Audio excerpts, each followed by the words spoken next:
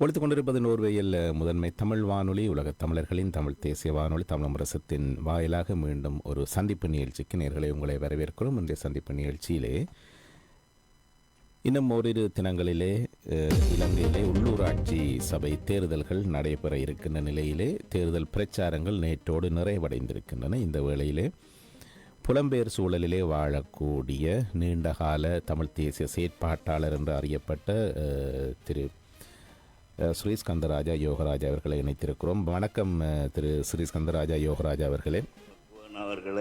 வணக்கம். வணக்கம். ஏற்கனவே நாங்கள் சொன்னதைப் போல இலங்கையில் உள்ளூராட்சி சபைக்கான தேர்தல்கள் நெருங்கி வருகின்றன. இன்னும் ஓரிரு தினங்களிலே இந்த தேர்தல் நடைபெறும். இந்த நிலையிலே தேர்தலிலே களம் காணக்கூடிய சகல கட்சிகளும் தங்களுடைய தேர்தல் பரப்புரைகளை நேற்றோடு நிறைவு செய்திருக்கின்றன. இந்த வேளையிலே ஒரு தமிழ் தேசிய செயற்பாட்டாளராக, அதுவும் குறிப்பாக புலம்பெயர் சூழலிலே நீண்ட காலமாக நீங்கள் இந்த தமிழ் தேசிய செயற்பாடுகளில் இணைந்திருக்கின்றீர்கள். அந்த வகையிலே தமிழ் தேசியம் தொடர்பான கருத்துக்கள் அவ்வப்போது எங்களுடைய வானொலியிலே உங்களுடைய கருத்துக்களாக ஒலித்திருக்கின்றன.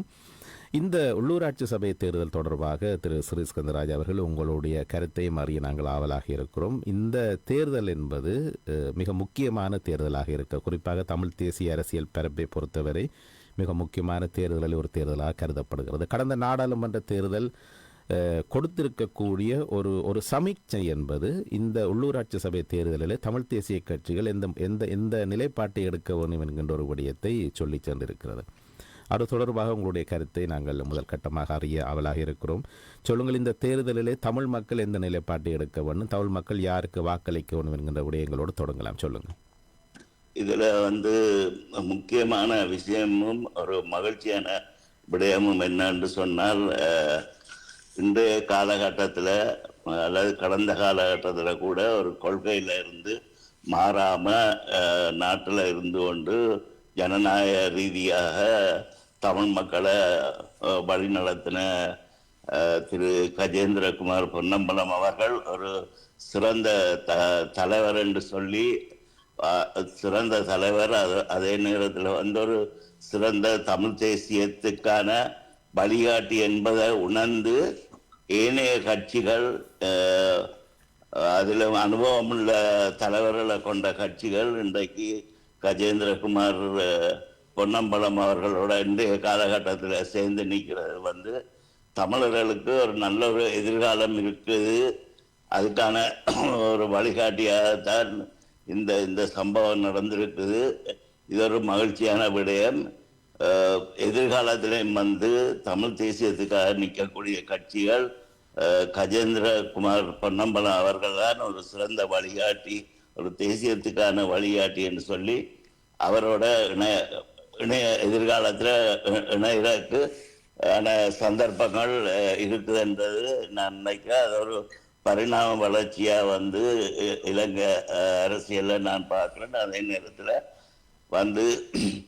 யாரும் எதிர்பார்க்காத விஷயமாக கடந்த தேர்தலில் அனுர புதிய ஜனாதிபதியாக வந்தவர் அவருடைய கட்சி அவருடைய பொய்யான பரப்புரைகளை நம்பி ஒரு சில தமிழ் மக்கள் அவருடைய கட்சிக்கு வாக்களித்து இன்றைக்கு அவரை ஆதரிச்சிருக்கிறார்கள்.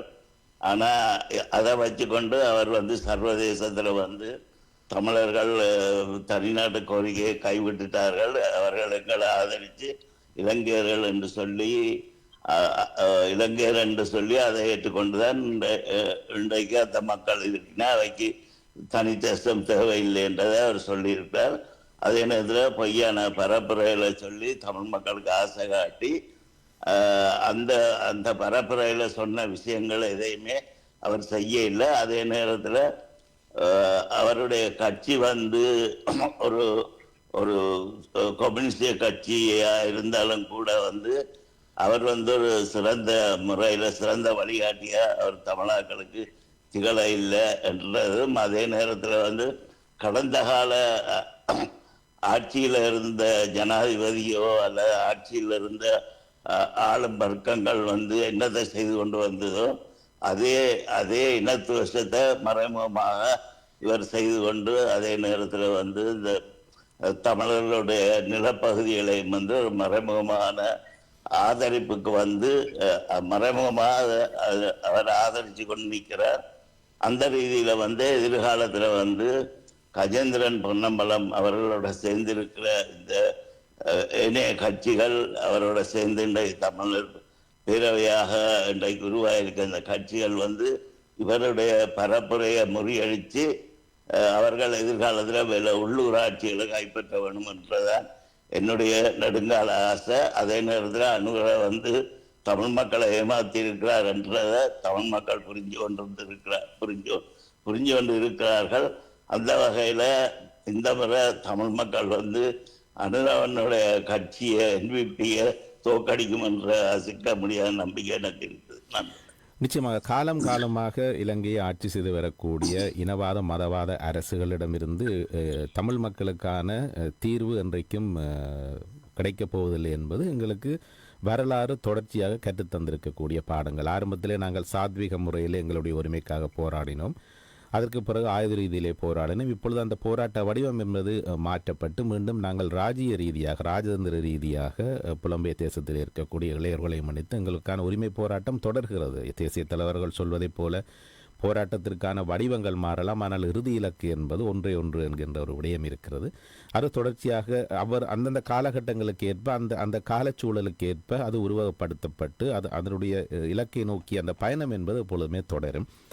ஆனால் இங்கே தமிழ் கட்சிகளை பொறுத்தவரை எங்களுடைய கடந்த காலங்களில் குறிப்பாக 2009 இனவழிப்புக்கு பிற்பாடு தமிழர் அரசியலை சரியான வழியிலே கொண்டு செல்ல வேண்டும் என்கின்ற அந்த முறை அந்த விடயம் நடைபெறாத காரணத்தினால் இன்று தமிழ் அரசியல் என்பது ஒரு மிக ஆபத்தான சூழ்நிலைக்கு சென்றிருக்கிறது. தமிழ் மக்கள் எப்பொழுதுமே பிரித்தாளும் தந்திரத்துக்குள் சிக்க வைக்கப்பட்டு கொண்டே வந்திருக்கிறார்கள். இது ஆளும் இனவாத சக்திகள் அவர்களோடு இணைந்து பிராந்திய வல்லரசும் மேற்குலக வல்லரசுகளும் இந்த பிரித்தாளும் தந்திரத்தை சரியாக கையாண்டு இருக்கிறார்கள். பிரித்தானியர்கள் எங்களுக்கு விட்டு சென்ற ஒரு எச்சம் அந்த பிரித்தாளும் தந்திரம் என்பது. அதை அவர்களை விட்டுவிட்டால் இன்று வரை நாங்கள் தான் அதை கடைபிடிக்கின்றோம். அது ஒரு கவலையான விடயம். இந்த பிரித்தாளும் தந்திரத்துக்குள் நாங்கள் சிக்கிக்கொண்டனுடைய விளைவுதான் இன்று தமிழ் தேசிய அரசியலிலே எல்லோருமே பிளவுபட்டிருக்கிற ஒரு விடயம். ஆனாலும் நீங்கள் ஆரம்பத்தில் சொன்னதைப் போல திரு ஸ்ரீஸ்கந்தராஜ் அவர்கள் இன்றைய கால சூழ்நிலை என்பது அது ஒரு தேவை நிமித்தம் என்று நாங்கள் எடுத்துக்கொள்ளலாம், அல்லது கடந்த கால நாடாளுமன்ற தேர்தல் கொடுத்த பாடமாக இருக்கலாம் என்று கூட நாங்கள் எடுத்துக்கொள்ளலாம். எப்படி எடுத்துக்கொண்டாலும் இன்றைய சூழ்நிலைக்கு ஏற்ப இந்த தமிழ் தேசிய அரசியலை கொண்டு போகக்கூடியவர்கள் தமிழ் தேசிய அரசியல் என்கின்ற அந்த ஒற்றை புள்ளியிலே, அதுவும் நீங்கள் சொன்னதைப் போல தமிழ் தேசிய மக்கள் முன்னணியுடைய கொள்கை அரசியலான ஒற்றையாட்சி எதிர்ப்பு என்கின்ற அந்த ஒற்றை புள்ளியிலே இன்று ஏனைய கட்சிகள் இணைந்துதான் இப்பொழுது தமிழ் தேசிய பேரவையாக சைக்கிள் சின்னத்திலே போட்டியிடுகின்றார்கள். அதிலே திரு ஸ்ரீகாந்த் அவர்கள், திரு பொன்னுத்துறை ஐங்கரநேசன் அவர்கள், அதே போல் அருந்தோபாலன் அவர்கள், KV தவராசு அவர்கள் போன்றவர்கள் இணைந்திருக்கின்றார்கள். அதிலே குறிப்பாக தமிழரசு கட்சியை சேர்ந்து அதிலே அங்கம் வகித்த திரு சரவணபவனர்கள் ஒரு தார்மீக ஆதரவை தெரிவித்திருக்கின்றார். இதேபோல் வேறும் வணிகர் கழகங்கள், அதே போல் யாழ்ப்பாணத்தில் இருக்கக்கூடிய இஸ்லாமிய சமூகத்தினுடைய சங்கம் என்பவை கூட இந்த தமிழ் தேசிய பேரவைக்கு தங்களுடைய ஆதரவை வழங்கியிருக்கின்றன. ஆனால் இப்பொழுது இருக்கக்கூடிய சூழலில் இந்த கேள்வி என்னவென்றால் திரு ஸ்ரீஸ்கந்தராஜா, எங்களுடைய ஆட்சி அதிகாரத்தை பெற்று எங்களுக்கான முழுமையான அதிகாரம் கிடைக்கின்ற பொழுது எங்கள் தேசத்திற்கான அபிவிருத்தி என்பது முழுமையாக நாங்கள் செய்ய முடியும் என்கிற ஒரு யதார்த்தம் இருக்கிறது. ஆனால் இன்று எங்களுக்கான அந்த அதிகாரம் இல்லை. எங்கள் தேசத்தை நாங்களே ஆளக்கூடிய அதிகாரம் எங்களிடம் இல்லை. இந்த நேரம் நாங்கள் உள்ளூராட்சி சபைகளை கைப்பற்றினாலும் கூட அந்த அதிகாரத்தினூடாக நாங்கள் எங்களுடைய தேசத்திற்கான அபிவிருத்தியை செய்ய வேண்டுமா, அல்லது அந்த அதிகாரத்தினூடாக எங்களுடைய இருப்பை தக்க வைக்க வேண்டுமா? இப்பொழுது இருப்பை தக்க வைப்பதா அல்லது அபிவிருத்தி என்பதா முக்கியம் என்கிற ஒரு கேள்வி வருகிறது. உங்களுடைய பார்வையிலே அது எவ்வாறு இருக்கிறது? எங்களுடைய இருப்பை தக்க வைப்பதா அல்லது அதிகாரத்தை பயன்படுத்தி அபிவிருத்தியை மேற்கொள்வதா? என்னுடைய பார்வையில் வந்து இருப்பை தக்க வைக்க வேண்டியது ஒரு முதலாவது முக்கியமான விடயம். என்னன்னு சொன்னால், நாங்கள் அதை காப்பாற்றி கொண்டாதான் எங்களுடைய தேசத்தை நாங்கள் அபிவிருத்தி செய்யலாம். மறுபடியாக அந்த எங்களுடைய இருப்பை நாங்கள் காப்பாற்றுறதுக்கு அந்த ஒற்றையாட்சி என்ற யாப்பில் எங்களுக்குரிய சுதந்திரமான உரிமைகளை நாங்கள் பெறக்கூடிய மாதிரியான போராட்டங்களை தான் நாங்கள் செய்ய வேணும். அந்த போராட்டங்களின் ஊடாக உள்ளூராட்சி சபைகளோ அல்லது மாகாண சபைகளோ சுதந்திரமாக தாங்களே ஆளக்கூடிய இன்னொரு இன்னொரு என்னென்னு அடக்குமுறை இல்லாமல் தங்களை தாங்களே சுதந்திரமாக ஆளக்கூடிய ஒரு ஆட்சி முறை தான் தேவை. அந்த ஆட்சி முறையில் வந்து எங்களுக்கு முக்கியமாக இன்றைக்கு எங்களுக்கு என்ன நடந்து கொண்டிருக்குது என்று சொன்னால், அந்த கட்டமைக்கப்பட்ட இன அழிப்பு என்ற இதில் வந்து நிலங்கள் வந்து அபகரிக்கப்பட்டு கொண்டு போகுது. பாரிய தமிழ் மக்கள் விவசாயங்கள் செய்த பாரிய நிலங்கள் எல்லாம் வந்து பறிக்கப்பட்டு அங்கே வந்து இந்த விகாரைகள் கட்டப்பட்டு அங்கே சிங்கள குடியேற்றங்கள் எல்லாம் நடந்து கொண்டு வருது. இப்படியான ஒரு சூழ்நிலையில் வந்து முதலாவது நாங்கள் வந்து எங்களை இருப்பை தக்க வைக்கிறதான் முக்கியமான விடையா. அதை தக்க வச்ச மனிதர் தமிழர்களாகிய நாங்கள் அங்கே வாழ முடியாத நிலப்பரப்பில் இருந்து கொண்டு அபிவிருத்தி செய்கிறதுல என்ன பிரயோசனம் இருக்கு? அப்படி அபிவிருத்தி செய்ய விரும்பினா கூட சிங்கள அரசாங்கம் தன்னுடைய சுயநலத்துக்காகத்தான் அந்த அபிவிருத்தி திட்டத்தை அதை பயன்படுத்த கொண்டு நான் நினைக்கிறேன். இல்லை, இந்த நீங்கள் சொல்லுகிற அந்த விடயம் மிக முக்கியமானது. இந்த எங்களுடைய இருப்பை தக்க வைப்பது என்பது மிக முக்கியம். அதற்கு பின்னதாகவே அபிவிருத்தியை பற்றி நாங்கள் சிந்திக்க முடியும். அதுவும் எங்களுக்கான தேசத்தினுடைய ஆளும் அதிகாரம் எங்களுடைய கைகளுக்கு வருகின்ற பொழுது அபிவிருத்தியை நாங்கள் முழுமையாக செயற்படுத்தலாம். இந்த புரிதல் மக்களுக்கு இருக்கிறதா என்பது இன்று இருக்கக்கூடிய கேள்வி.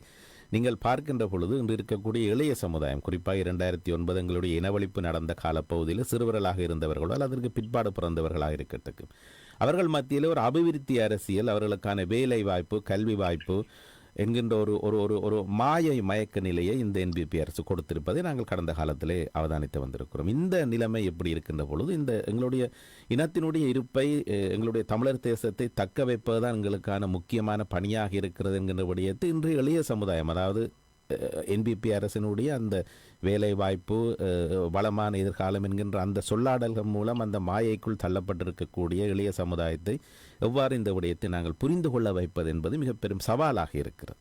அதை பற்றி உங்களுடைய கருத்து என்னன்னு சொன்னால், இந்த எங்களில் ஒரு பெரிய ஒரு பலகீனம் இருக்குது. அது என்ன பலகீனம் என்றால், நாங்கள் கடந்து வந்த பாதைகளை வந்து எங்களோட இளம் சந்ததிக்கு நாங்கள் சொல்றது இல்லை. அதை நாங்கள் கடந்த காலத்து எங்களுக்கு நடந்த அட்டூழியங்களை நாங்கள் அவர்களுக்கு சொல்லி சொல்லி வளர்த்திருந்தா இப்படியான ஒரு பிரச்சனை வந்திருக்காது. மற்ற வந்து அவர்களுக்கு இன்றைய இளைஞர்களுக்கு வந்து இருப்பை தக்க வைக்கிறத விட அன்றாடம் ஏற்படுற அபிவிருத்தியில தான் அவர்கள் வந்து சந்தோஷப்படுவார்கள் என்றால் அவர்களுக்கு தேசம் முக்கியம் இல்லை. அவர்களுக்கான அந்த சுயநலத்தை, அவர்களுடைய சுயநலத்தை வந்து காப்பாற்றி கொள்வதற்கு அந்த அபிவிருத்தி வந்து உதவி செய்யும் சொன்னால் அவர்களுக்கு வந்து இந்த இனத்தை தக்க வைக்கிறதுல உள்ள பிரச்சனைகளை அவர்கள் இலகுவாக விளங்கி கொள்ள மாட்டார்கள். ஆனபடியாக வந்து இதில் வந்து முக்கியமாக இந்த இளம் சந்ததிக்கு சொல்ல வேணும் என்று சொன்னால், நாங்கள் எங்களோட இருப்பை வந்து நாங்கள் பறிகொடுப்போம் என்று சொன்னால், நீங்கள் இன்றைக்கு ஆசைப்படுகிற அந்த அபிவிருத்தி கூட நடக்காது. அந்த அபிவிருத்தி நடந்தாலும் கூட எதிர்காலத்தில் நாங்கள் வந்து சிங்களவர்களுக்கு அடிமைகளாக தான் இருக்க வேண்டி வரும். அந்த அபிவிருத்தி வந்து அவர்களுடைய நிலங்கள், அவர்களுடைய சுயநலத்தை வந்து காப்பாற்றும் என்று சொன்னால்தான் அவர்கள் அந்த அபிவிருத்தியை செய்வார்கள். உங்களுக்கே தெரிஞ்சிருக்கும், எத்தனையோ அபிவிருத்தி இதுகளை செய்கிறேன்னு சொல்லி வந்து அதை பற்றியான செய்வோம் என்று சொல்லி கூறி போட்டு அதுகளை செய்யாமல் அதுகளை கடந்து போய் கொண்டு சும்மா ஆசை வார்த்தை காட்டுறதே இன்றைய என்பிபி மாத்திரமில்லை, கடந்த காலத்து அரசுகளும் இதைத்தான் செய்தது. அந்த அவர்கள் ஆசை காட்டுற அளவுக்கு வந்து அந்த அபிவிருத்தியை செய்ய மாட்டார்கள், அதை தாமதப்படுத்தி கொண்டு தான் இருப்பார்கள். அப்படி செய்தால் கூட அது சிங்களவர்களுடைய சுயநலத்தை காப்பாற்றி கொள்வதற்கான அபிவிருத்தியாகத்தான் அது இருக்கும்.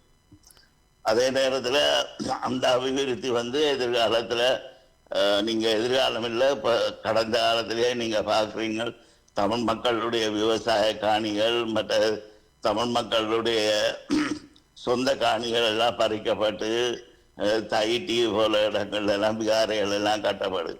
இப்படியான விகாரைகள் கட்டுறதுக்கும் விகாரைகளுக்கு போற பாதைகளுக்கும் விகாரைகள்ல போற வழிகள்ல வர்த்தகங்கள் செய்கிறதுக்கும் அப்படியான ஒரு இலங்கை என்ற சிங்களாக்கள்கிட்ட சுயநலம் கருதிய அபிவிருத்தி அங்கே நடக்கும் ஒழிய தமிழாக்கள்கிட்ட அபிவிருத்தி நடக்காது. அதே நேரத்தில் இன்றைக்கு தமிழாக்கள் இந்த அபிவிருத்தி என்று சொன்னதை அவர் செய்ய இல்லைன்றதை தமிழ் மக்கள் உணர தொடங்கி இருக்கின. அதுக்கான பதிலை இந்த இந்த உள்ளூராட்சி தேர்தலில் அவர்கள் வழங்குவார்கள் என்று அது நான் நம்புகிறேன். அதாவது அனுரவனுடைய இந்த ஆட்சியை அவர்கள் எப்படியும் இந்த உள்ளூராட்சி சபையில் ஒரு சரியான பாடத்தை அவர்களுக்கு கற்பிப்பார்கள் என்று நான் நினைக்கிறேன்.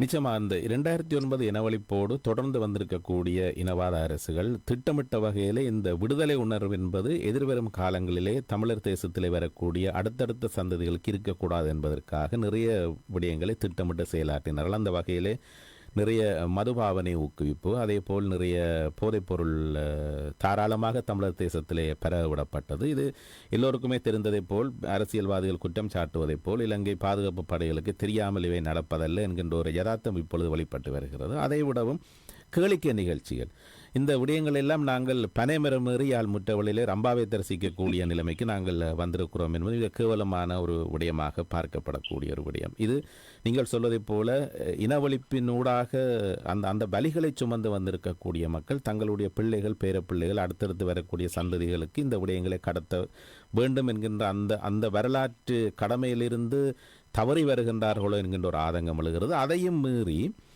எங்களுடைய தமிழ் அரசியல்வாதிகளுக்கும் இந்த விடயத்திலே கணிசமான பொறுப்பு இருக்கிறது, கூட்டு பொறுப்பை ஏற்றுக்கொள்ள வேண்டும் என்கின்ற ஒரு விடயம் இருக்கிறது. அவர்களும் அன்றைய காலச்சூழலை இந்த விடயங்களை எதிர்த்து எனக்கு நினைவிருக்கிறவரை தமிழ் தேசிய மக்கள் அதை எதிர்த்தே குரல் கொடுத்து வந்திருக்கிறது. அதே போல் திரு ஐங்கரநேசன் அவர்கள் கூட ஒரு முறை இந்த சமூக சீரழிவை எதிர்த்து பொது வழியிலே குரல் கொடுத்திருந்தார். இனிய அரசியல்வாதிகள், அதாவது தமிழ் மக்களுடைய பெரும்பான்மை ஆதரவை பெற்றிருந்த தமிழ் தேசிய கூட்டமைப்பைச் சேர்ந்த பெரும்பான்மை அரசியல்வாதிகள் இந்த விடயங்களை கண்டுகொள்ளவில்லையோ அல்லது கண்டும் காணாமல் இருந்தார்களோ என்பது புரியவில்லை. அரசுகளோடு இணக்கமாக செயற்பட்டிருந்த போதிலும் தமிழர் தேசத்திலே கட்டவிழ்த்து விடப்பட்ட அரசால் திட்டமிட்டு கட்டவிழ்த்து விடப்பட்ட இவ்வாறான சமூக சீரல்களை அவர்கள் தட்டி கேட்கவில்லை என்கிற விடயம் இருக்கிறது. இருந்தாலும் இவை எல்லாவற்றுக்கும் ஒரு பரிகாரம் தேட வேண்டிய சூழ்நிலை என்று தமிழ் தேசிய அரசியல் வந்திருக்கிறது.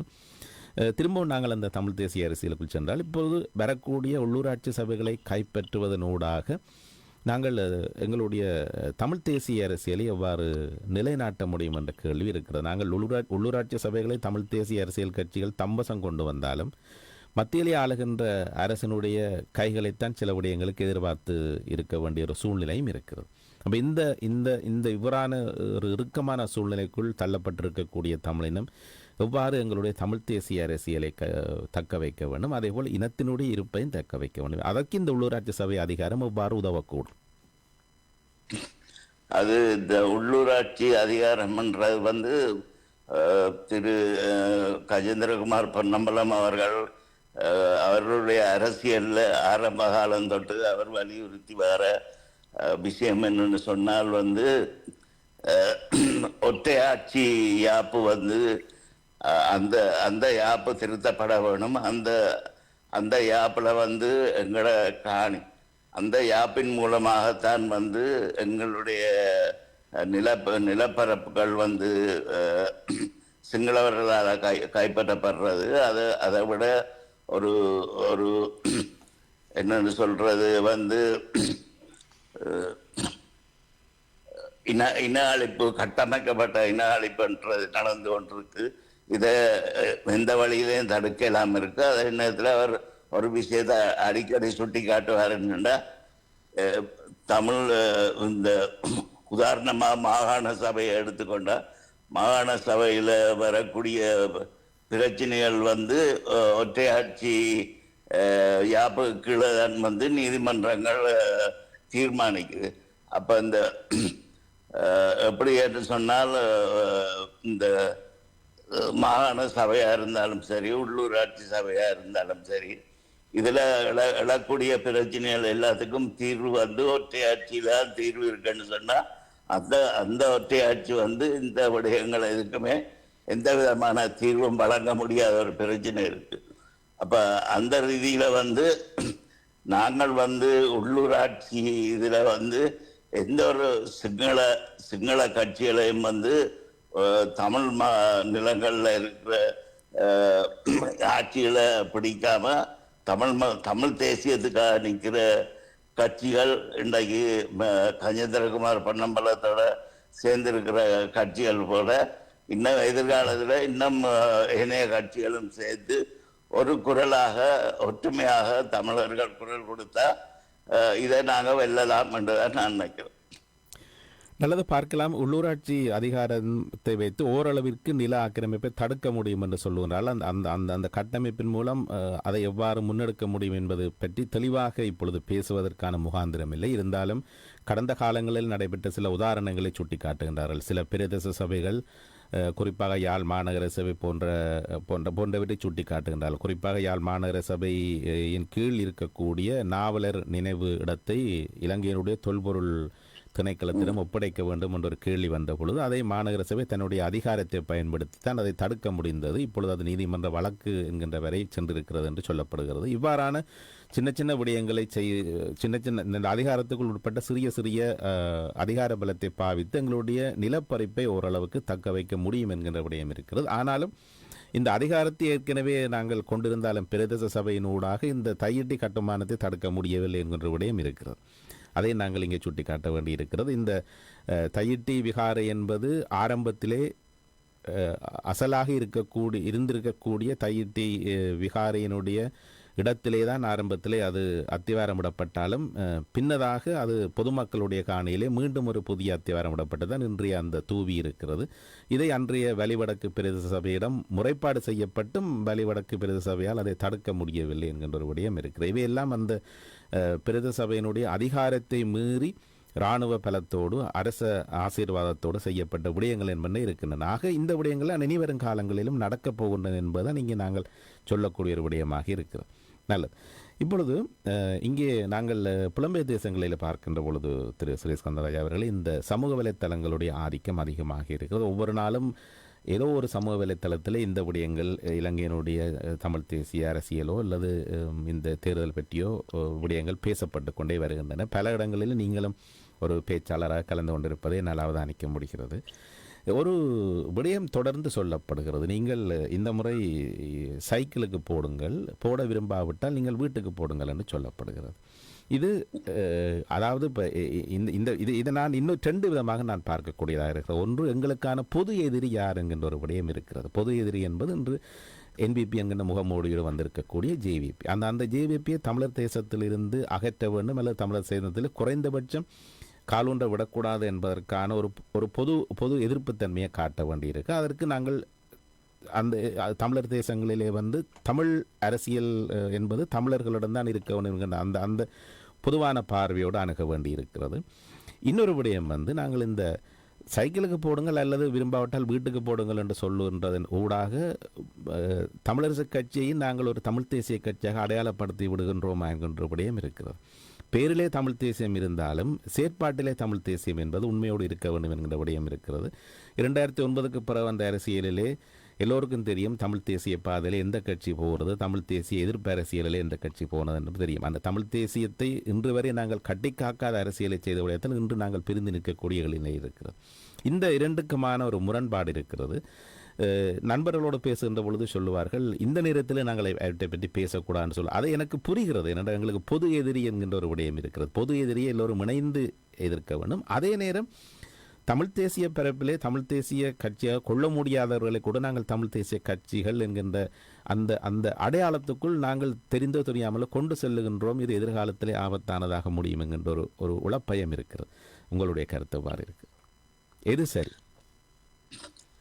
என்னை பொறுத்தவரையில் பொது எதிரி என்று சொல்றது பொது எதிரி என்று என்ற விடயம் குழந்தை பிள்ளைக்கும் தெரிஞ்ச விஷயம்தான். பொது எதிரி சிங்கள ஆளும் வர்க்கம்ன்றது. அவரை அப்படியான ஆளும் வர்க்கத்தை எங்களோட தமிழர்களுடைய பாரம்பரிய நிலங்களில் அகலக்கால் ஊன்றி நிற்கிறத நாங்கள் எந்த சந்தர்ப்பத்திலையும் விடக்கூடாது. அதுக்கு எதிராக நாங்கள் போராடணும். உண்மையிலே உண்மையிலே எங்களோட தேசத்துக்காக நின்ற எங்களோட தேசியத்துக்காக நின்ற கஜேந்திரகுமார் பொன்னம்பலம் அவர்களுடைய கொள்கைக்குள்ளே அவர் என்ன சொல்லி இருக்கிறார் என்றதை ஏற்றுக்கொண்டு அதன் வழியை தான் நாங்கள் நடக்க வேணும். மற்ற நான் இந்த தமிழ் தேசியம் என்று சொல்ற விஷயத்தை கஜேந்திரகுமாருக்கு வாக்களிக்காதவர்கள் வீட்டுக்கு வாக்களிங்கோ, சைக்கிளுக்கு வாக்களிக்காதவர்கள் வீட்டுக்கு வாக்களிங்கோன்னு சொல்ற தவிர வேற எந்த ஒரு விஷயத்தையும் சொல்ல முடியாத நிலையில இந்த தமிழரசு கட்சியோ அல்லது ஏனைய கட்சிகளோ எதையுமே சொல்ல முடியாத ஒரு சூழ்நிலையில இன்றைக்கு அவர்களால் சொல்லக்கூடிய ஒரே ஒரு விஷயம் இதுதான், கஜேந்திரன் பொன்னம்பலம் அவர்களுக்கு வாக்களிக்கும், அப்படி இல்லைன்னா வீட்டுக்கு வாக்களிக்கும் என்று சொல்லி அதுக்குள்ள மறைஞ்சு கொண்டு நின்று தமிழ் மக்கள்கிட்ட வாக்களை பெறணும்ன்றது கூட தமிழரசு கட்சியினுடைய ஒரு தந்திரமாக இருக்கலாம். இப்படியான தந்திரங்களை தமிழரசு கட்சிக்குள்ள வகுக்கக்கூடியவர் சுமந்திரன் என்றதை யாரும் மறந்து விட முடியாது என்று நான் நினைக்கிறேன். இங்கே அடிப்படையிலே இரண்டு கட்சிகளுக்கும் கொள்கை அளவில் நிறைய வித்தியாசம் இருக்கிறது. திரு சிவஸ்கந்தராஜ் அவர்களை தமிழரசு கட்சியை பொறுத்தவரை அவர்கள் தமிழ் தேசிய கூட்டமைப்பாக இங்கே காலத்தில் நல்லாட்சி அரசு காலத்திலே ஒற்றையாட்சி என்கின்ற அந்த வரைவுக்கு அவர்கள் ஒப்புதல் கொடுத்திருக்கின்றார்கள். அந்த ஒற்றையாட்சி வரைவு, அதாவது ஏக்கராட்சி என்று எல்லோருமே சொல்லுகின்ற ஒற்றையாட்சி என்கின்ற அந்த வரைவு திரு சுமந்திரன் அவர்களால் அவருடைய பங்களிப்பதிலே அதிகமாக இருக்கிறது. இந்த ஒற்றையாட்சிக்குட்பட்டு தாங்கள் இந்த ஒற்றையாட்சி ஏற்கிறோம் என்கின்ற விடயத்தை தமிழ் தேசிய கூட்டமைப்பாக எழுத்து மூலம் நாடாளுமன்றத்தில் சமர்ப்பித்த வரலாறும் இருக்கிறது. இந்த எழுத்து மூல சமர்ப்பணத்துக்கு புலோட்டினுடைய தலைவர் திரு சித்தார்த்தன் கையொப்பமிட்டதாக கூட தகவல்கள் இருக்கின்றன. இது ஒரு பக்கம் ஒற்றையாட்சி என்பது. ஆனால் தமிழ் தேசிய மக்கள் முன்னணியை பொறுத்தவரை இரண்டு, அதாவது சமஷ்டி, அதாவது அந்த பிரிக்க முடியாத நாட்டுக்குள் இரண்டு தேசங்களாக நாங்கள் வாழக்கூடிய ஒரு சூழ்நிலை தான் அவர்களுடைய விடயமாக இருக்கிறது. அடிப்படையில் இந்த இரண்டு கட்சிகளுக்கும் வேறுபாடு இருக்கிறது. தமிழரசு கட்சி ஒற்றையாட்சியை ஏற்றுக்கொண்டு, இது தமிழரசு கட்சி மட்டுமல்ல, தமிழ் தேசிய கூட்டமைப்பிலே அன்று அங்கம் வகித்த அத்தனை உதிரி கட்சிகளுக்கும் அத்தனை பங்காளி கட்சிகளுக்கும் இந்த விடயத்தில் ஒரு கூட்டு பொறுப்பு இருக்கிறது. தமிழ் தேசிய கூட்டமைப்பில் யாரெல்லாம் அங்கம் வகித்தார்களோ அவர்கள் எல்லாருமே ஒற்றையாட்சி ஏற்றுக்கொண்டவர்களாகத்தான் கருதப்படுகின்றார்கள். இன்றும் அது இருக்கிறது என்று அவர்கள் ஒப்புதல் அளித்து விட்டார். அதனால் இன்றும் அவருடைய கொள்கை ஒற்றையாட்சிக்கு ஆதரவு என்கின்ற அந்த கொள்கையை தான் நாங்கள் பார்க்க முடியும். என்று அவர்கள் எந்த இடத்திலும் தாங்கள் ஒற்றையாட்சி எதிர்க்கிறோம் என்று இன்று வரை சொல்லவில்லை. ஆரம்பத்தில் இந்த கடந்த பொது தேர்தல் கொடுத்த ஒரு செய்தியின் அடிப்படையிலே தமிழ் தேசிய மக்கள் முன்னணியாக தமிழரசு கட்சியோடு முதல் பேச்சுவார்த்தை நடந்தது. அதெல்லாம் உங்களுக்கு தெரியும். திரு சிவஞானம் அவர்களோடு பேசப்பட்டது. ஆனால் பின்னாளிலே அது தோல்வியிலே முடிந்தது. அதுக்கு பிற்பாடுதான் மற்ற கட்சிகள் எல்லாம் இணைந்து அந்த தமிழ் தேசிய பேரவையாக உருவெடுத்தது. ஆனால் இன்று வரை இந்த கட்சிகள் ஏன் தாங்கள் ஒற்றையாட்சியை எதிர்க்கிறோம், ஒற்றையாட்சியை நாங்கள் ஏற்றுக்கொள்ளவில்லை, எங்களுக்கு தமிழர் தேசத்திற்கு இருக்கக்கூடிய சமஷ்டி அடிப்படையிலான தீர்வு மட்டுமே எங்களுக்கான தீர்வு, அதனால் அதை நாங்கள் ஏற்றுக்கொள்கிறோம், அதுதான் எங்களுடைய அரசியலாக இருக்கும், இன்று வரை இந்த கட்சிகளால் ஏன் சொல்ல முடியவில்லை என்ற ஒரு கேள்வி இருக்கிறது. அது தொடர்பாக அந்த புள்ளியில் அவர்கள் இணையாதபடியால் தான் இன்றும் கூட இரண்டு பிரிவாக தமிழர் அரசியல் இருக்கிறது. தமிழர் அரசியல் இரண்டு பிரிவுகளாக பிரிந்து போய் கிடக்கிறது தமிழர் தேசத்தை பொறுத்தவரை. அப்போ இந்த சூழலை எவ்வாறு நாங்கள் மாற்றுவது, எல்லோருமே தமிழ் தேசிய அரசியல் என்பால் எவ்வாறு ஒரு ஒற்றை புள்ளியில் இணைப்பது என்கின்ற விடயம் இருக்கிறது. இந்த இணைப்பதற்கான ஒற்றை புள்ளியாக சமஷ்டி மட்டுமே இருக்க முடியும். ஆனால் ஒரு தரப்பு நீங்கள் சங்கை எடுத்துக்கொண்டாலும் பரவாயில்லை, வீட்டை எடுத்துக்கொண்டாலும் பரவாயில்லை, மானை எடுத்துக்கொண்டாலும் பரவாயில்லை, எல்லோருமே ஒற்றையாட்சிக்கு ஆதரவு கொடுத்தவர்கள் தான். ஆனால் இவர்களை வைத்துக்கொண்டு எவ்வாறு நாங்கள் சமஷ்டிக்காக வேலை செய்வது என்கின்ற விடயம் இருக்கிறது. அது ஒரு சிக்கலான விடயம். இருந்தாலும் உங்களுடைய கருத்து? இல்லை, உங்களுக்கு நீங்கள் ஒரு விஷயத்தை விளங்கி இருக்கணும் என்னென்னு சொன்னால், இந்த அரசியல் பரிணாம வளர்ச்சி என்ற ஒன்று இருக்குது. அது ஒவ்வொரு நாட்டிலையும் மக்கள் எதிர்நோக்கி இருக்கிற பிரச்சனைகள் ஒன்று இருக்குது. அது ஒரு பரிணாம வளர்ச்சி அடைஞ்சு கொண்டு வரும். அது அரசியலில் எங்களுக்கு ஒவ்வொரு காலத்திலையும் ஒவ்வொரு சூழல்களையும் எங்களுக்கு உருவாக்கி நாங்கள் என்னதுக்காக போராடுறோமோ அந்த போராட்டத்துக்கான ஆயத்தங்களும் அந்த அந்த போராட்டத்தை ஆதரிக்கக்கூடிய ஒரு நிலையம் தமிழ் மக்களுக்கு உருவாகும். என்னன்னு சொன்னா இன்றைக்கு தமிழ் மக்களுக்கு விளங்கக்கூடிய விஷயம் என்னன்னு சொன்னா ஒற்றையாட்சி கீழே தமிழர்களுக்கு எந்த விதமான தீர்வும் கிடைக்காதுன்றத தமிழ் மக்கள் பைய பைய அதை உணர தொடங்கி இருக்கிறாங்க. இதுல இந்த இந்த மாற்றத்தை செய்ய வேண்டியவங்க தமிழ் மக்களை தவிர இதை கட்சி தமிழ் மக்கள் சரியான ஒரு பாடம் படிப்பிக்க இல்லைன்னு சொன்னால் அந்த கட்சிகள் திருந்தாது. இப்போ இவ்வளவு காலம் இந்த ஒற்றையாட்சி கீழே வெளியில ஒன்றை கதைக்கிறது, பிறகு அரசாங்கத்தோட கதைக்கல ஒற்றையாட்சியை ஏற்றுக்கொண்டு கதைக்கிறது. உங்களுக்கு தெரியும், முந்தி சஜித் பிரேமதாசாவோட கூட நான் நினைக்கிறேன் 100 அல்லது 1000 விகாரைகள் கட்டுறதுக்கு ஒப்புக்கொண்டது. மற்றது புத்த சமயத்தை முதலாவது சமயம் ஒன்றை ஏற்றுக்கொண்டது. இப்படியான விஷயங்களுக்கு எல்லாம் தக்க பாடங்கள் தமிழ் மக்கள் படிப்பிக்க இல்லைன்னு சொன்னா இந்த தமிழ் மக்களுக்காக வேலை செய்கிற அரசியல்வாதிகள் வடக்கு கிழக்கு மாகாணத்தில் தமிழ் மக்களுக்கு சொல்றது உண்டு. பிறகு ஆட்சியாளர்களோட சிங்கள ஆட்சியாளர்களோட சேர்ந்துட்டு சில சுயநலத்துக்காக தமிழ் மக்களுடைய அந்த அவர்களுடைய உண்மையான அதிகாரங்களை விட்டு விட்டு கொடுத்து இலங்கை அரசாங்கத்தோட பேசி கொண்டு பிறகு சில கட்சிகள் அவங்களோட தங்களோட சுயநலங்களை காப்பாற்றி கொண்டு தமிழ் மக்களை ஏமாற்றக்கூடிய ஒரு சூழ்நிலை இருக்கு. இதுக்கு தக்க பாடம் படிப்பிக்க வேண்டியது தமிழ் மக்களை தவிர வேற யாரும் இல்லை. அரசியல்வாதிகளை திருத்துறது தமிழ் மக்கள் தான்.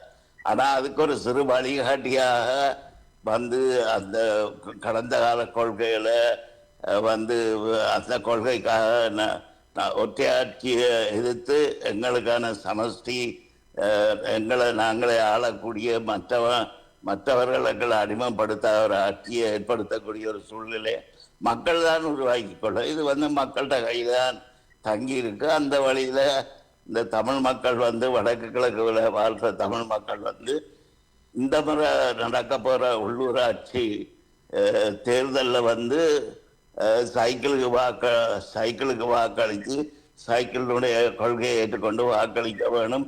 அதான் சிறப்பான தீர்வாக இருக்கும் என்று நான் நினைக்கிறேன்.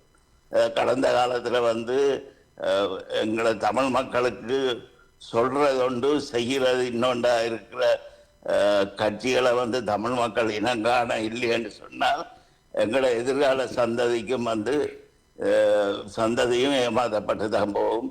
எங்களோட நிலம் பைய பறி போய் கொண்டே இருக்கும். சிங்களவர்களை பொறுத்தவரையில் அவர்கள் ஆட்சியாளர்களாக இருக்கிறபடியா எங்களை அந்த ஆட்சி அதிகாரத்தை வச்சு எங்களோட நிலத்தை வெகு விரைவாக அவர்களால் கைப்பற்ற முடியும். அதுக்கு ஒரு உதாரணத்துக்கு திருவண்ணாமலை கோணேஸ்வரர் கோயிலும் அதுக்கு முன்னால அந்த கடைகளையும் அந்த அப்படியான சில விஷயங்களை வேலை தடுக்க முடியாமல் இருந்த விஷயங்களும் மற்ற அந்த கோணேஸ்வரர் கோயில் அந்த இடத்துல சிங்களவங்கள் அகலக்கால் பிரிச்சு இருக்கிறதும் சிங்கள ஆட்சியாளர்கள் மன வருத்தத்துக்குரிய செயல். அதே மாதிரி தையிட்டி நிலத்துல விகார கட்டி இருக்கிறது. அது மாதிரி திரியாய் போல இடங்கள்ல விவசாயம் செய்த பல பரப்பு காணிகளை எல்லாம் பறிச்சு அங்க விவசாயம் செய்ய விடாம அந்த நிலத்தை பறிச்சு வச்சு கொண்டு நிற்கிறது. இப்படியான சூழலுக்கெல்லாம் இதுல சரியான கட்சியை தெரிவு செய்து இந்த கட்டமைக்கப்பட்ட இன அழிப்பிலிருந்து எங்களை காப்பாற்றுறது மக்களோட கையில இருக்கு, தமிழ் மக்களோட கையில இருக்கு. இது கட்சிகள் சில வழிகளை சொல்லலாம் அப்படி இப்படின்னு சொல்லி அந்த வழிகளை சொல்ற கட்சிகள் அந்த வழியை காட்டுற கட்சிகள் அதுக்கு நேர்மையாக அவர்கள் நடந்து கொள்ளணும் என்றுதான் என்னுடைய இறுக்கமான அபிப்பிராயமாக இதில் இருக்குது. இல்லை, நிச்சயமாக சரியான உதாரணங்களை சொன்னீர்கள். அதாவது இப்பொழுது உங்களுக்கு குறுந்துருமலையாக இருக்கட்டும் அல்லது தையிட்டியாக இருக்கட்டும் அல்லது மயிலத்தமடு மாதவனை பிரச்சனையாக இருக்கட்டும், எல்லாமே ஒற்றையாட்சியின் கீழ் ஒற்றையாட்சி என்கின்ற அந்த அந்த அடக்குமுறை ஆட்சியின் கீழ் இந்த பிரச்சனைகள் எங்களுக்கு உருவாகின்றன. இவற்றையும் தாண்டி இப்பொழுது தமிழ் தேசிய பேரவையில் இணைந்திருக்கக்கூடிய கட்சிகள், நாங்கள் வெளிப்படையாக பேசப்போனால் இந்த தமிழ் தேசிய பேரவையில் இணைந்திருக்கக்கூடிய கட்சிகள் வெளிப்படையாக ஒவ்வொருவரை ஒவ்வொருவர் மிக கடுமையாக கடந்த காலத்தில் விமர்சனம் செய்து கொண்டவர்கள் தான்.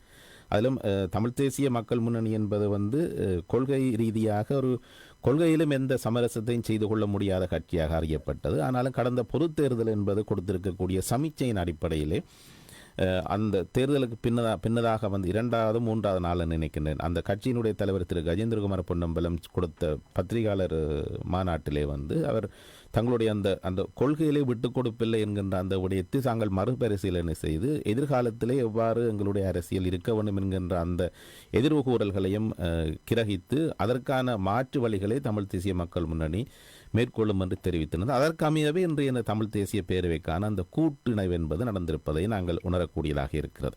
கடந்த காலங்களிலே உதாரணத்துக்கு நாங்கள் டெலோ ஸ்ரீகாந்தாவை எடுத்து பார்த்தால் திரு கஜேந்திரகுமார் மீது கடுமையான விமர்சனங்களை முன்வைத்திருந்தார். ஆனாலும் ஒரு கட்டத்திலே அவர் விமர்சனங்கள் இருந்தாலும் திரு கஜேந்திரகுமார் நேர்மையானவர் என்று கூட சொல்லியிருக்கிறார். இவையெல்லாம் ஏதோ ஒரு கட்டத்திலே வந்து இவ்வாறு ஒருவர் விமர்சித்தவர்கள் ஒரு பொது எதிரி பொது விடயம், அதாவது ஒட்டியாட்சியை எதிர்க்க வேண்டும் என்கின்ற ஒட்டியாட்சி அரசியலமைப்பு என்பது நாடாளுமன்றத்திலே முன்வைக்கப்படுகின்ற பொழுது அதை தமிழர் தேசமாக திரண்டு எதிர்க்க வேண்டும் என்கின்ற அந்த ஒற்றைப்புள்ளியின் அடிப்படையிலே இந்த இணைவு நடைபெற்றிருக்கிறது.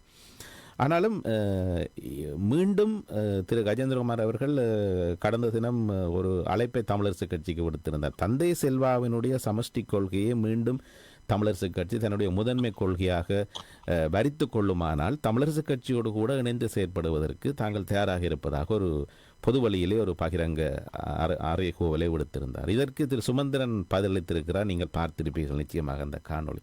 அதில் திரு சுமந்திரன் அவர்கள் தந்தை செல்வா தமிழரசு கட்சி ஆரம்பித்த பொழுது அவருடைய அடிப்படை கோரிக்கை சமஷ்டி கோரிக்கையாக இருந்தது. அதனால தான் தமிழரசு கட்சிக்கு சமஷ்டி கட்சி என்று கூட பெயர் இருந்தது. ஆனால் திரு சுமந்திரன் புது வியாக்கியானம் கொடுக்கின்றார். அதாவது டட்லி செல்வா ஒப்பந்தம் போன்ற ஒப்பந்தங்களிலே தந்தை செல்வா அவர்கள் கையெழுத்திட்ட பொழுது அவர் சமஷ்டியை கேட்கவில்லை என்ற ஒரு புதிய வியாக்கியானத்தை கொடுக்கின்றார். அப்படியானால் தந்தை செல்வா தமிழ் காங்கிரஸிலிருந்து பிரிந்து வந்து தமிழரசு கட்சி ஆரம்பித்தது அவருடைய அடிப்படை கொள்கை சமஷ்டி கொள்கை என்பது. ஆக தந்தை செல்வாவே அந்த கொள்கையை கைவிட்டு விட்டாரோ என்கின்ற ஒரு எண்ணப்பாடு வருகிறது சுமந்திரன் அவர்கள் சொல்லுகின்ற புது வியாக்கியானத்தினூடாக. உங்களுடைய பார்வை, நீங்கள் தந்தை செல்வா அவரையும் அறிவீர்கள், அவருடைய அரசியலையும் அறிவீர்கள், சொல்லுங்கள். தந்தை செல்வாவினுடைய கொள்கை சமஷ்டிதானா அல்லது திரு சுமந்திரன் சொல்லதை போல வேறு அதை கைவிட்டு வேறு விடயங்களுக்காக டட்லி செல்வா ஒப்பந்தத்தில் கையெழுத்திட்டாரா?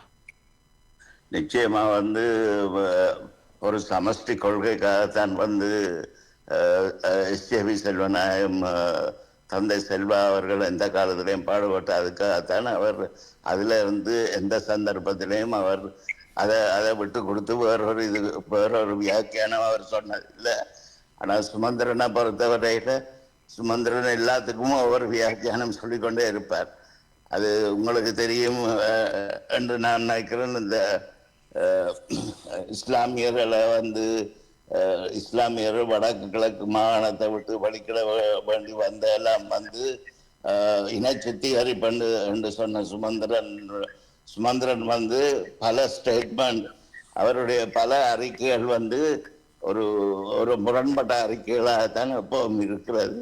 ஆனபடியா வந்து எஸ்ஜேபி செல்வநாயகத்தின் விஷயத்துல அவர் சொன்னது வந்து பெரிய அதிசயப்பட வேண்டிய அவசியமே கிடையாதுன்னு தான் நான் நினைக்கிறேன். நல்லது, பார்க்கலாம். இந்த தமிழ் மக்கள் தமிழர் தேசமாக திரண்டு ஒரு செய்தியை தென்னிலங்கைக்கு கொடுக்க வேண்டிய ஒரு தேவை ஒன்று இருக்கிறது. அந்த தேவை என்பது இந்த நடக்க இருக்கின்ற உள்ளூராட்சி சபை தேர்தல் ஊடாக அந்த செய்தி தென்னிலங்கைக்கு காத்திரமான செய்தியாக பதிவு செய்யப்பட வேண்டி இருக்கிறது. அந்த செய்தி என்ன என்பதில் யாருக்கு மயக்கமில் இருக்க வேண்டிய தேவையில்லை. தமிழர் அரசியல் தமிழருடைய கைகளிலே இருக்க வேண்டும். ஒட்டியாட்சியை தமிழர் தேசம் திரண்டு எதிர்க்கிறது என்கின்ற அந்த செய்தி என்பது கொடுக்கப்பட வேண்டும். பார்க்கலாம். இந்த எதிர்வரும் நாட்களிலே மக்கள் எவ்வாறு தங்களுடைய வாக்குகளை அளிக்கப் போகின்றார்கள் என்கின்ற மக்களுடைய வாக்கினுடைய அந்த வாக்களிப்பினுடைய அந்த பெறுபேறுகள் தான் தமிழர் தேசம் தொடர்பாக அந்த தமிழர் தேசத்திலே வாழக்கூடிய தமிழ் மக்கள் எந்தளவு புரிதலையும் எந்தளவு எதிர்கால நீண்ட நோக்க சிந்தனையும் எவ்வாறு புரிந்து வைத்திருக்கிறார்கள் என்பது எதிர்வரும் தேர்தல் முடிவுகளில் மட்டும்தான் தெரியும் என்று நான் நினைக்கின்றேன். இன்றைய இந்த சந்திப்பினுடைய நிறைவுக்கு வந்திருக்கிறோம். திரு ஸ்ரீஸ்கந்தராஜ் அவர்களே, நீங்கள் சொல்ல நினைத்து தவறவிடப்பட்ட ஏதாவது கருத்துக்கள் இருந்தால் அதை சொல்வதற்கான நேரம். நிச்சயமாக இதில் நான் முதலும் உங்களுக்கு என்னென்னு சொன்ன இதை வந்து அரசியல்வாதிகள் நேர்மையான அரசியல்வாதிகள் தமிழ் மக்களுக்கு சிறந்த வழிகாட்டிகளாக இருக்க வேணும். அதே நேரத்தில் தமிழ் மக்களும் கடந்த காலங்களில் தங்களுக்கு ஏற்பட்ட இந்த அனுபவங்களையும் இந்த ஆளும் வர்க்கம் அடக்குமுறையும் புரிஞ்சு வச்சவர்களாக இருக்கணும். அதே நேரத்தில் நீங்கள் சொன்ன மாதிரி இளைய இளைய சமுதாயத்துக்கு கடந்த கால வரலாற்றையும் இந்த போக்கில் நாங்கள் போனோம்னு சொன்னால் நிரந்தர அடிமைகள் ஆயிடுவோம் என்றதையும், அதே நேரத்தில் வந்து முழு தமிழ் மக்களும் வந்து கஜேந்திரகுமார் பொன்னம்பலம் அவர்களுடைய தலைமையை ஏற்றுக்கொண்டு அவரோட சேர்ந்து நிற்கிற தமிழ் பேரவைக்கு வாக்களித்து சிங்கள அரசுக்கு வந்து சொல்ல வேணும், உங்களோட பொய்யான பரப்புரையை வந்து இனிமேலும் தமிழினம் ஏற்றுக்கொள்ளாத நீங்கள் மாத்திரமில்லை, எதிர்காலத்தில் வரக்கூடிய எந்த சிங்கள ஆளும் வர்க்கமாக இருந்தாலும் நீங்கள் தமிழ் மக்களை நீங்கள் ஏமாத்த நினைச்சால் தமிழ் மக்கள் இந்த காலத்தில் ஏமாற மாட்டார்கள் என்ற செய்தியையும், அதே நேரத்தில் வந்து நீங்கள் வந்து இந்த ஒற்றையாட்சி என்ற யாப்பில் வந்து அந்த யாப்பில் வந்து தமிழர்களுக்கான ஒரு சுதந்திரமான உரிமைகளை அவர்களுடைய சுயநிர்ணய உரிமையோட அவர்கள் வாழக்கூடிய அடக்குமுறை இல்லாத ஆட்சியை கொடுக்கறதுக்கான ஒரு யாப்பை நீங்கள் கொண்டு வரணும். அதைத்தான் தமிழ் மக்கள் விரும்புகிறார்கள் என்பதை இந்த முறை நடக்கிற அந்த தேர்தலில் வந்து சொல்ல வேணும். அதே நேரத்தில் வந்து புலம்பெயர் தமிழ் மக்களுக்கு ஒரு முக்கிய விஷயம் இருக்கு. புலம்பெயர் தமிழ் மக்கள் தங்களுடைய சொந்தக்காரர்களுக்கு, தங்களுடைய நண்பர்களுக்கு இந்த முறை வந்து இந்த தமிழ் பேரவையை வந்து மக்கள் ஒட்டுமொத்தமாக வடக்கு கிழக்கு மாநிலத்தில் தெரிவு செய்யணும் என்றதை வலியுறுத்தணும் என்றுதான் என்னுடைய கருத்தாக இதில் அமைந்திருக்கிறது. நல்லது திரு ஸ்ரீஸ்கந்தராஜா யோகராஜ் அவர்கள், உங்களுடைய உடல்நிலையம் பொருட்படுத்தாமல் நாங்கள் கேட்டுக்கொண்டிருக்கிறாங்க. உடனடியாக வானொலிகளூடாக வைபரோடாக இணைந்து கொண்டு உங்களுடைய இந்த கருத்துக்களை தெரிவித்தமைக்கு மிக்க நன்றி. அதே நேரத்தில் இந்த சந்திப்பை டிக்டாக் சமூக வலைத்தளமூடாக நேரலையாக பார்த்து கொண்டிருக்கக்கூடிய மக்களுக்கும் இந்த வேளையிலே நன்றிகளை தெரிவித்து, இந்த நிகழ்ச்சியில் இணைந்து சிறப்பித்த உங்களுக்கும் கலையத்தின் சார்பிலும் எங்களுடைய நேர்கள் சார்பிலும் நன்றிகளும் வணக்கங்களும். மீண்டும் சந்திக்கலாம். நன்றி, வணக்கம் திரு ஸ்ரீஸ்கந்தராஜா அவர்களே. இந்த சந்தர்ப்பத்தில் நீங்கள் எனக்கு என்னையும் நினைச்சு கொண்டு என்னுடைய கருத்து கேட்டதுக்கு நானும் அன்றைக்கும் நன்றியுடையவனாக இருப்பேன் என்று சொல்லிக்கொள்ள விரும்புகிறேன். நன்றி திரு கோன் அவர்களே. நன்றி, வணக்கம்.